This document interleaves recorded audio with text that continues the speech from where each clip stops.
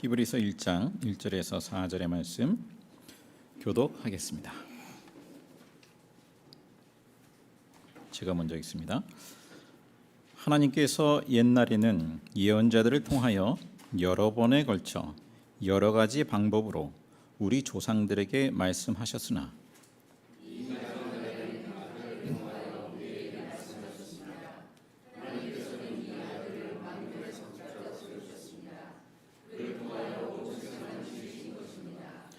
그는 하나님의 영광의 광채시요 하나님의 본체대로의 모습이십니다.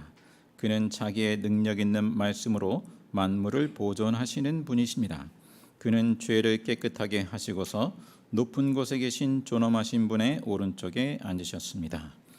그는 천사들보다 훨씬 더 높게 되셨으니 천사들보다 더 빼어난 이름을 물려받으신 것입니다.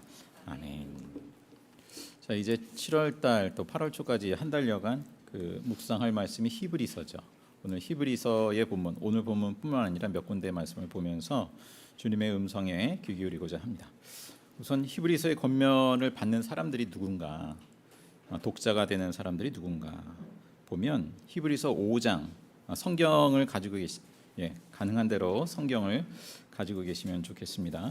히브리서 5장 12절에 보면 독자들에 대해서 이렇게 전하고 있습니다. 제가 읽어드리면, 시간으로 보면 여러분은 이미 교사가 되었어야 할 터인데 다시금 하나님의 말씀의 초보적 원리를 남들에게서 배워야 할 처지에 놓여 있습니다. 여러분은 단단한 음식물이 아니라 젖을 필요로 하는 사람이 되었습니다. 자, 이 말씀을 보건대 믿음 생활을 한 지는 어느 정도 됐는데 신앙이 누구나 그럴 수 있죠. 그러기도 하죠. 나태해지기도 하고 무기력해지기도 하고 또 위기를 겪으면서 믿음을 잃어버리기도 하고 다시 옛 삶으로 돌아가는 거예요. 또 유대인들 같으면 옛 유대교의 규정들로 되돌아가려는 그러한 유혹을 받는 그런 상황. 뭔가 예수 믿는 신앙이 뭔가 어렵게 보이고, 예전에 유대교의 신앙생활은 절기도 있고 뭘 지키기도 하고 어떤 규정도 있고 이런 것들이 있단 말이에요. 손에 잡히는 듯한 그런 걸 더 이제 선호하는 그런 경우도 있고, 그렇죠. 그리고 이제 쭉 이어지는 내용이 또 천사들에 대한 숭배, 또 대제사장, 구약의 그 대제사장에 대한 어떤 그 존경, 또 모세에 대한, 유대인들이 모세를 아주 존경하는 인물이죠. 그러한 내용들. 근데 그것에 반해서 비교해서 이제 히브리서는 누구를 바라보게 합니까? 예수님을 바라보게 하죠. 그 모든 것보다 비할 수 없이 탁월하신 놀라우신 그 예수님의 영광을 바라보게 하죠. 그리고 이제 우리가 잘 아는, 비교적 잘 아는 히브리서 11장에 가보면 믿음장이라고 하잖아요. 여러 그 믿음으로 인내한 사람들을 이렇게 예시를 하고, 그리고 이제 마지막에는 예수님을 바라보게 합니다. 누구보다도 이제 예수님을 바라보게 하죠. 아벨, 에녹, 노아, 아브라함, 이삭, 야곱, 요셉, 모세 등등등. 그리고 어떤 이들은 고문을 당하고 조롱받고 채찍맞고 감옥에 갇히고 돌로 맞고 등등 여러 고난과 핍박 가운데에서도 믿음으로 인내했던 그 믿음의 선배들. 그 사람들을 이렇게 보면서 본받으라, 이런 내용이죠. 우리가 수요일마다 기독교 역사에 그 알려진, 또 이 땅에서도 우리가 이제 여러 믿음의 선배들을 만나게 되는데 그 한 분 한 분을 살펴보았습니다. 그 외에도 굉장히 많이 있었습니다만, 그분들을 보면서 뭔가 이렇게 나를 돌아보게 되죠. 우리를 돌아보게 돼요. 이분들은 어떻게 이렇게 그 심한 핍박과 박해 가운데에서 그걸 견뎠을까? 일제강점기 6.25를 거치면서 여러분 들어보셨을 주기철 목사님이라든지 손양원 목사님 또 아주 특별해요. 그 자기 두 아들을 죽인 그 청년을 자기 양자로 삼지 않습니까? 견디는 것까지는 견딘다 하더라도, 박해를 견디는 것은 견딘다 하더라도 어떻게 그렇게까지 할 수 있나? 이거는 참 본받고자 하지만 참 본받기, 내 수준에서는 본받기 어려운 그런 모습이다, 이런 생각을 하게 됩니다. 또 그 목포 앞바다의 많은 섬들을 다니면서 그 전도한 그 우리나라에서 가장 복음화율이 높은 데가 어디냐? 그러면 그 신안 앞바다 그 섬들 그곳입니다. 문준경 전도사님이에요. 여전도사님이 그렇게 헌신적으로 선교를 하고 전도하고 했습니다. 또 그 넘치는 사랑으로 그렇게 그 공산당에 의해서 이제 마지막 죽음을 당하기까지 그렇게 교우들을 품었던 그런 모습을 보게 됩니다. 이런 본보기를 보면서 정말 우리의 신앙이 내가 나태하구나, 내가 참 부족하구나 이런 것을 경험하게 되죠. 내가 만약에 그런 박해, 핍박을 당한다면 내가 과연 감당할 수 있을까? 이런 생각을 해보게 되고 제일 좋은 게 그건 것 같아요. 총살 한 번에 죽이는 거. 그거면 차라리 깨끗하겠다. 단숨에 죽으니까. 그런데 온갖 고문을 당한다? 와, 상상하기도 참 어렵죠. 뭐 그런 예를 들어서 뭐 한 가지 고문, 이 손톱 밑에다가 송곳을 이제 찌르고 하는 뭐 그런 고문을 하기도 하고, 손톱을 빼기도 하고, 뭐 만약에 그런 고문을 당한다. 그럼 나는 과연 어떻게 견딜 수 있을까? 뭐 그런 상상도 해보게 되고, 참 인간적인 용기로 한 것이 아니라 이분들이 어떻게 그것을 감당했을까? 이분들도 힘들었죠. 예수님으로 충만한 분이셨구나. 정말 예수님으로 충만한 분이셨구나. 그리고 끝없이 예수님을 바라보신 분들이구나. 또 그럴 수밖에 없었어요. 그러지 않으면 견딜 수 없는. 계속해서 예수님을 붙들고 그렇게 바라보신 분들이구나. 그런 생각을 합니다. 근데 오늘날에는 이런 박해는 없잖아요. 그렇게까지 이 시대의 풍조를 오히려 이제 따라가다 보니까 뭔가 믿음을 잃어버리게 되는 경우가 또 많지 않은가 그런 생각이 듭니다. 우리 사회의 변화의 속도가 너무나 빠르고 이 쫓아가기도 어렵고, 글쎄요, 저도 이 젊은 세대도 어려운데 윗세대는 더 하실 것 같다라는 생각이 듭니다. 요새는 다 그 AI, 뭐 키오스크, 뭐 이렇게 버튼 눌러서 주문하고 이거 되게 어렵지 않습니까? 뭐 어떤 할머니는 이거 하다가 한 몇십 분을 하다가 끝내는 못 해가지고 망연자실해가지고 좌절감이 들고 뭐 이러기도 한다고 그러는데, 너무나 빨리 변한단 말이에요. 우리나라가 특히 변화의 속도가 너무나 빠르지 않습니까? 이러한 시대를 이제 막 급하게 쫓아가면서 살아가면서 과연 예수 믿는다는 신앙이 현실적으로 얼마나 도움이 되느냐, 뭐 이런 생각이 들기도 하고요. 또 앞으로 시대는 또 어떻습니까? 뭐 AI다 해가지고 인공지능이다 해서 또 아주 큰 변화를 가져올 것이다. 뭐 이렇게 예상한. 이미 도래했죠. 뭐 챗 GPT라고. 뭐 청년들은 아마 특히 써보셨을 것 같은데, 모든 영역에서 챗 GPT, 뭐 이런 AI가 뭐 어떤 전문적인 그런 영역들을 대체하기도 하고 한단 말이에요. 여러분 챗 GPT에다가 AI에다가 대표기도문 써달라 그러면 써줍니다. 설교문도 주일 설교문 무슨 본문으로 써줘 그러면 써줍니다. 이런 시대가 됐어요. 물론 좀 이렇게 좀 뭐랄까 논리적인 면은 있는데 좀 드라이하다 이런 생각이 들기도 해요. 이렇게 보면. 아무튼 모든 영역에서 이런 인공지능에 의해서 그러니까 이제 일자리를 대체하기도 하고 그로 인해서 발생하는 일자리도 있겠습니다만 변화가 너무 심하단 말이에요. 이런 시대 가운데 오늘 말씀해 보면 이제 결국에는 히브리서 말씀에 오늘 본문에 쭉 이어지는 내용 보면 결국 예수님은 천사보다 높으신 분이다, 놀라우신 분이다, 이 말씀을 하고 있어요. 4절에 보시면 나오죠. 천사보다 뛰어나신 예수님, 그 예수님을 바라보게 한단 말이에요. 근데 오늘날에는 천사를 누가 그렇게 숭배합니까? 모르겠습니다. 다른 제3세계나 다른 데는 천사 숭배하는 데도 있겠습니다만 현대인들이 천사를 숭배합니까? 이 천사 숭배에 비견할 만한 것이 뭘까? AI에 의한 그야말로 인공지능을 장착한 인간이 나중에 출현한다면 그런 존재가 그야말로 그 천사 못지않은 그런 존재로 여겨지지 않을까, 뭐 그런 상상을 해봅니다. 이 첨단의 과학 문명으로 만들어진 어떤 존재, 그걸 상상한다 할지라도 그 천사보다 놀라우신 그 예수님, 높으신 뛰어나신 예수님을 말씀하고 있듯이 그 어떤 피조물보다, 첨단의 과학 문명으로 만들어진 어떤 것보다, 우리를 사로잡고 현혹하는 어떤 것보다도 놀라우신 뛰어나신 예수님을 바라보라는 것이죠. 자, 우리는 어떤 거에 우리가 이제 더 마음을 빼앗기나요? 믿음을 잃어버리게 되나요? 뭐 또 오늘 현대 사회 그 돈이 최고지 않습니까? 돈이면 웬만한 거 다 되지 않습니까?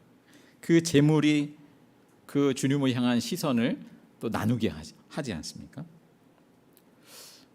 뭐 쉬운 예로 부모님 재산을 유산받을 일 있다, 상속받을 일 있다. 그럼 없던 싸움도 생기잖아요. 가족 간에, 자녀 간에. 뭔가요? 우리가 만약에 그리스도인으로서 그 입장에 있다면 내가 주님을 바라보는 그 시선이 흐트러졌구나, 그런 것이 아닌가, 이렇게 생각해 볼 수 있겠죠. 뭐 그런 것들이 아니더라도 사람과 사람 간에 우리가 자잘한 어떤 일에도 이 감정이 상하기도 하고 그러잖아요. 수틀리면 에이, 예수님이고 뭐고 다 필요 없어, 뭐 이런 신앙이 돼버리기도 한단 말이에요. 네. 그러니까 뭐 소소한 것에도 우리는 그 영적인 퇴행을 경험하게 됩니다. 자, 그러한 가능성 가운데 있는 우리들에게 이 히브리서가 권면하는 것, 믿음으로 인내한 그런 믿음의 선배들을 바라볼 뿐만 아니라 또 그 믿음과 인내의 그 본을 보여주신 예수님을 바라보십시오, 그런 권면을 결국에는 하는 것이죠. 자, 오늘 본문에는 예수님이 얼마나 뛰어나신 분인가를 제시하고 있는데요, 그 소개 하나하나가 너무 어마어마해요.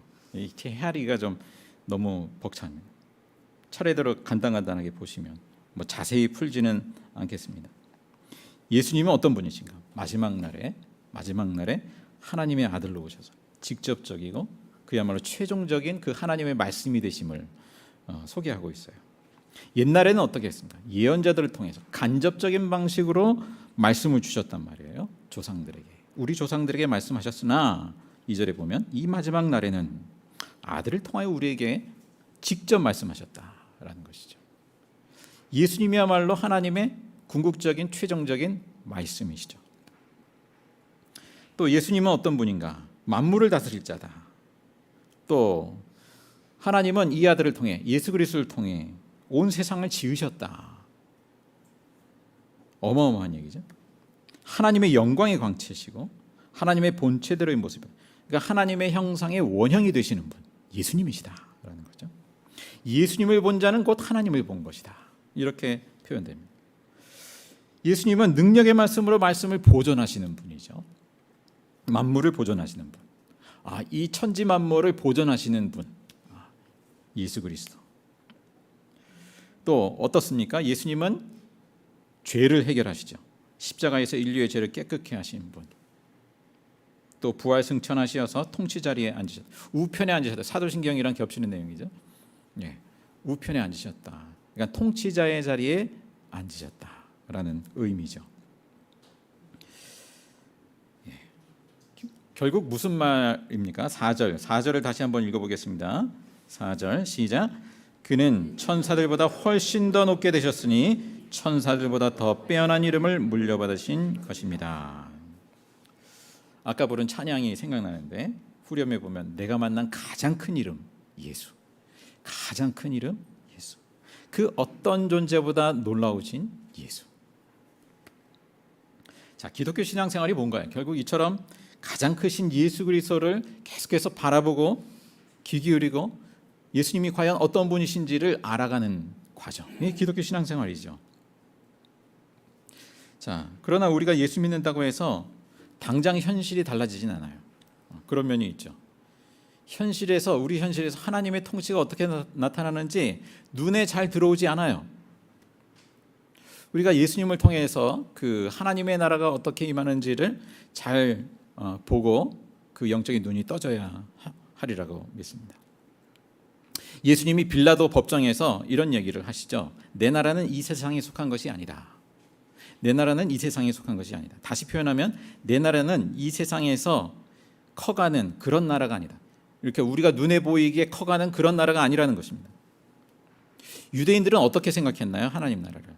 이스라엘이 정치적으로 강해지고 독립하고 해서 하나님 나라가 실제적으로 이렇게 우리 눈에 보이게 임하는 걸 상상했단 말이에요.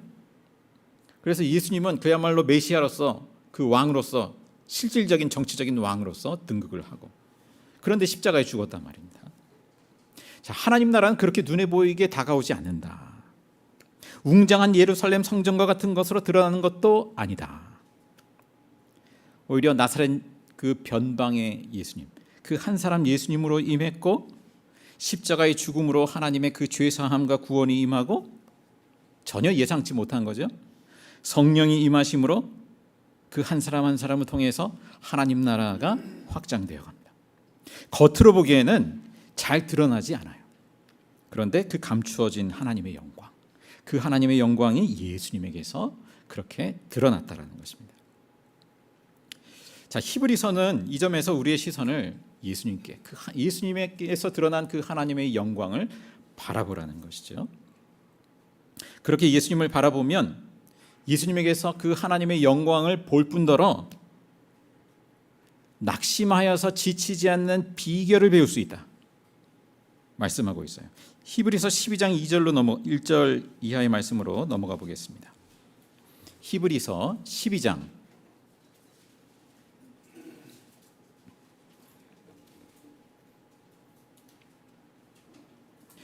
1절 2절 먼저 읽습니다. 1절 2절 시작. 그러므로 이렇게 구름대와 같이 수많은 증인이 우리를 둘러싸고 있으니 우리도 갖가지 무거운 짐과 얽매는 죄를 벗어버리고 우리 앞에 놓인 다름질을 참으면서 달려갑시다. 믿음의 창시자여 완성자이신 예수를 바라봅시다. 그는 자기 앞에 놓여있는 기쁨을 내다보고서 부끄러움을 마음에 두지 않으시고 십자가를 참으셨습니다. 그리하여 그는 하나님의 보좌 오른쪽에 앉으셨습니다. 예. 여기 12장 2절에 보시면 그는 자기 앞에 놓여있는 기쁨을 내다보고서, 그러니까 자기 앞에 놓여있는 그 기쁨에 눈을 떼지 않으셨다라는 것입니다. 그래서 부끄러움을 마음에 두지 않으시고 십자가를 참으셨다. 온갖 수모를 마음에 두지 않으시고 십자가를 참으신 그 비결은 자기 앞에 놓여있는 그 기쁨을 내다보셨다. 계속 그것을 눈을 떼지 않으셨다라는 거죠. 3절로 넘어가면 이렇게 말씀하죠. 자기에 대한 죄인들의 이러한 반항, 다른 번역에는 엄청난 반대를 참아내신 분, 그분을 생각하십시오. 생각하십시오. 그 무게가 어느 정도였는지 생각하십시오. 그러면 여러분은 낙심하여 지치는 일이 없을 것입니다. 자, 우리가 세상만 바라다 보면 낙심하여 지치는 일이 생기는데 예수님을 바라보면 낙심하여 지치지 않을 것입니다.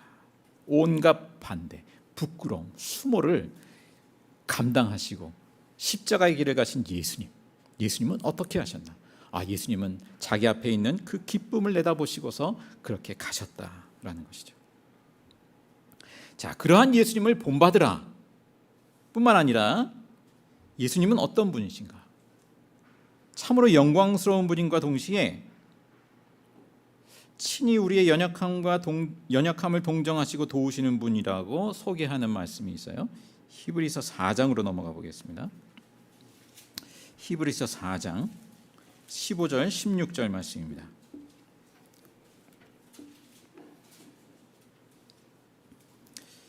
히브리서 4장 15절에서 16절 말씀 시작. 우리의 대제사장은 우리의 연약함을 동정하지 못하시는 분이 아닙니다. 그는 모든 점에서 우리와 마찬가지로 시험을 받으셨지만 죄는 없으십니다. 그러므로 우리는 담대하게 은혜의 보좌로 나아갑시다. 그리하여 우리가 자비를 받고 은혜를 입어서 제때에 주시는 도움을 받도록 합시다. 자, 예수님을 바라보면서 예수님을 본받으라 말씀하고요. 그 예수님의 그 영광스러운 예수님이 그런데 어떤 분인가? 우리의 연약함을 동정하시는 분이다, 도우시는 분이다 말씀하고 있어요. 하나님은 예수 그리스도의 그 죄사함의 은혜를 인해서 담대하게 은혜의 보좌로 나아가게 하셨단 말이에요. 은혜의 보좌로 나아가게 하셨다. 그전 같으면 어떻다는 말인 거예요? 죄를 가지고는 하나님 앞에 나아간다는 것은 두려운 일이죠. 은혜의 보좌가 아니라 두려움의 보좌가 됩니다. 자, 여기 말씀에 은혜의 보좌로 나오게 하셨다. 이 말씀을 생각해 봅니다. 우리가 하나님의 자비, 하나님의 은혜를 덧입는 존재구나, 필요로 하는 존재구나 라는 것이죠. 하나님의 자비와 은혜로 살아가는 존재구나 라는 것이죠. 우리는 보통 어떻습니까? 제법 우리가 잘 살고 내 힘대로 살 것 같으면 하나님의 자비와 은혜가 필요한 존재라고 여기지 않아요. 그렇죠? 뭐 내 힘대로 사는데, 능력껏 사는데, 뭐 먹고 마시고 뭐 다 할 거 하는데, 누구 못지않게. 그러면 내가 하나님의 자비와 은혜를 필요로 하는 존재라는 것을 느끼지 못하죠. 계속해서 그 필요한 존재로 살아가는 존재인데 그거를 망각한단 말입니다. 그래서 신앙생활에 중요한 것은 내가 하나님의 은혜를 덧입어서 살아가는 자구나. 하나님의 은혜와 자비가 아니면 존재할 수 없는 자구나. 이것을 아는 거죠. 우리가 예배의 자리에 나올 때 그러한 마음으로 예배하는 거죠. 그 마음이 없다면 예배가 과연 성립될까요? 자, 예수 그리스도의 죄 사함으로 인해서 우리가 하나님의 은혜의 보좌 앞에 담대하게 나아갈 수 있게 하셨다. 기도할 수 있게 하셨고 예배할 수 있게 하셨다. 그래서 때에 따라 돕는 은혜를 덧입게 하셨다라는 것입니다. 기도의 자리가 그러한 자리 아닙니까? 우리가 하나님께 담대히 나가서 기도할 수 있고 예수의 이름으로 기도할 수 있고 그 도움을 덧입게 하셨다. 하나님은 바로 이 오늘 본문의 말씀처럼 참으로 놀랍고도 영광스러운 그 예수 그리스도를 통해서 그 은혜와 자비를 베풀어 주시고 나와 같이 연약한 죄인을 하나님의 임재와 그 인도의 그 돌보심 아래에 살게 하셨구나. 자, 우리 한번 옆에 분에게 한번 이렇게 전해 볼까요? 하나님의 은혜의 보좌로 나아갑시다. 은혜의 보좌로 나아갑시다. 뭐 은혜가 필요치 않은 분은 뭐 할 수 없는데 하나님의 은혜와 자비가 난 필요한 존재구나라는 거죠. 그 은혜로 그 은혜를 풍성히 더욱 누리면서 예수님의 그 영광을 바라보면서 살아가는 또 힘을 덧입는 저희 모두가 될 수 있기를 간절히 바랍니다. 기도하겠습니다.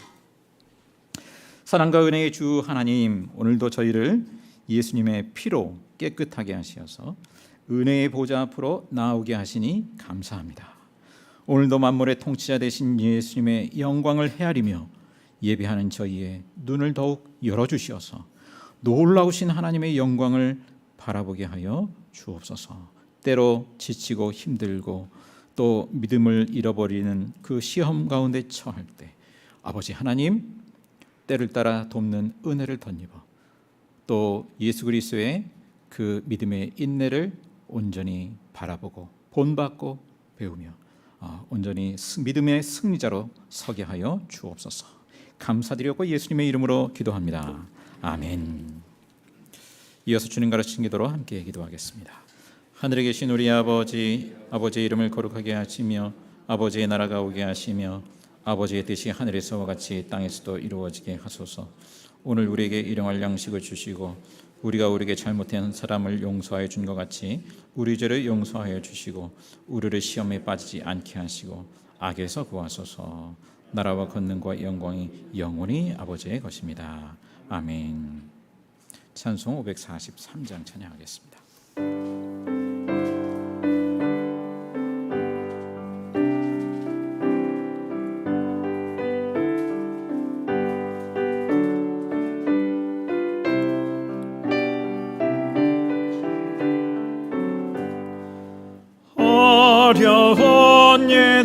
당할 때 나의 믿음 적으나 의지하는 내 주를 더욱 의지합니다. 세월 지나갈수록 의지할 것뿐이세. 무슨 일을 당해도 예수 의지합니다. 성령께서 내 마음 밝히 비춰주시니 인도하심 따라서 주만 의지합니다. 세월 지나갈수록 의지할 것뿐이세.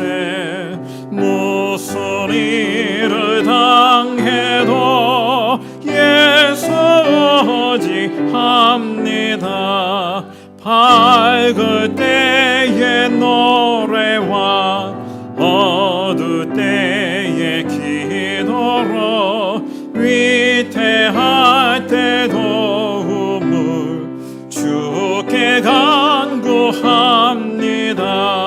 세월 지나갈수록 의지할 것뿐이세.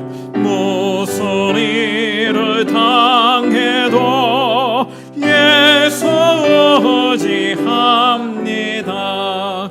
생명 있을 동안에 예수 의지합니다. 천국 올라가도록 의지할 것뿐이세. 세월 지나갈수록 의지할 것뿐이세. 무슨 일을 당해도 예수 의지합니다. 이제는 우리 주 예수 그리스도의 은혜와 하나님 아버지의 사랑하심과 성령의 사귐이 이제 주 예수 그리스도를 바라보며 오직 주 예수님을 의지하여 주님의 은혜와 자비를 덧입어 살아가는 저희 모든 교우들 이 결례와 선교 현장 위에 이제로부터 영원토록 함께 하시기를 간절히 축원하옵나이다. 아멘.